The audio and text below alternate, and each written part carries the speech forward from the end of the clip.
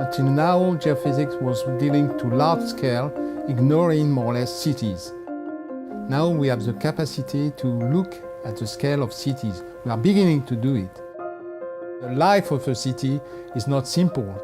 There are shocks, there are also chronic diseases. The question is to have the capacity, in spite of them, to go on developing the cities. That's this capacity which is called resilience. To make cities resilient, we have first to look at them as complex systems. This requires that we stop to have a kind of silo approach.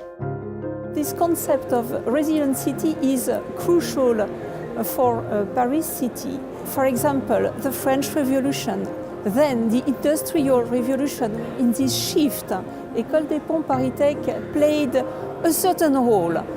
École des Ponts Paris Tech is the oldest engineering school in France, created in 1747. Alumni contributed to Paris resilience, namely Eugène Belgrand with the sewage network of Paris, or Fulgence Bienvenue with the metro in Paris. It is very important for École des Ponts Paris Tech to demonstrate the capacity of an urban system to react and to adapt to greater shocks and to become more operational again. At École des Ponts, we set up a chair called Hydrology for Resilient Cities. We had in mind different questions related to the question of resilience and the water cycle inside of the cities. This was of interest to a large industry leader like Veolia. We are close to the École des Ponts for decades, and the discussion 10 years ago was how to develop a new kind of radar for hydrology purposes. We were able to participate to a European project focused on the question of a recent technology, polarimetric X-band radar, allowing to have a resolution of 100 meters instead of the classical 1 kilometer resolution of the meteorological networks. Doing research needs data. And what is interesting is that in the Beaver Valley we have a lot of data. The Beaver Valley was subject to a very important flooding event in 1982, and it was decided to improve the situation. This pilot site is known since the Middle Age. There had been flooding very frequently.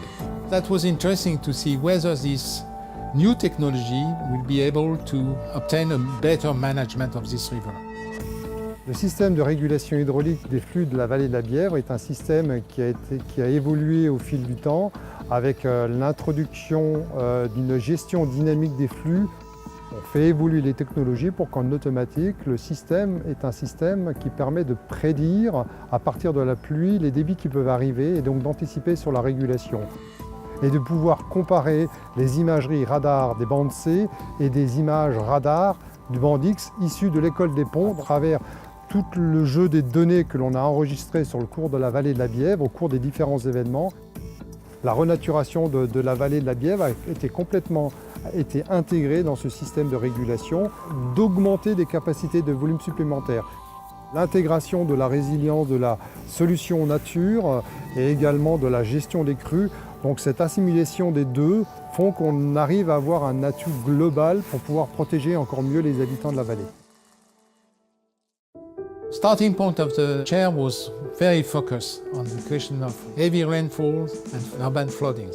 But we were already aware that we need to have a broader scope to see the system in a more holistic way.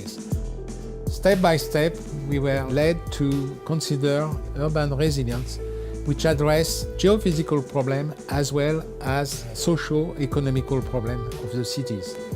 We are addressing this wide range of questions thanks to a lot of collaboration across the world, and we are welcoming students of everywhere from the world. Therefore, we were led to create our own lab, which is called Hydrology, Meteorology and Complexity Lab. In our laboratory, we are welcoming people from quite different disciplines. We are interested in intermittency and in homogeneity. Everything is possible due to methodology which unites all these people. We are using the data from our X-band radar to improve information about hydrometeorological fields in the area. These data being used inside of different type of models are giving applications, including, for example, development of the green places in Paris, or even about the question of storage of carbon or economical applications behind all of that. A lot of people are saying when we are looking to the cities of 21st centuries, we are looking already to the 22nd century. Complexity will just increase. We have to develop the means which will be able to take them into account and to give an answer. I think it's really a concept of the century which is indispensable. We cannot go on having cities badly managed as they are for the present time. And one characteristic we have to achieve is indeed their resilience. Therefore, there is a bright future about research on this question.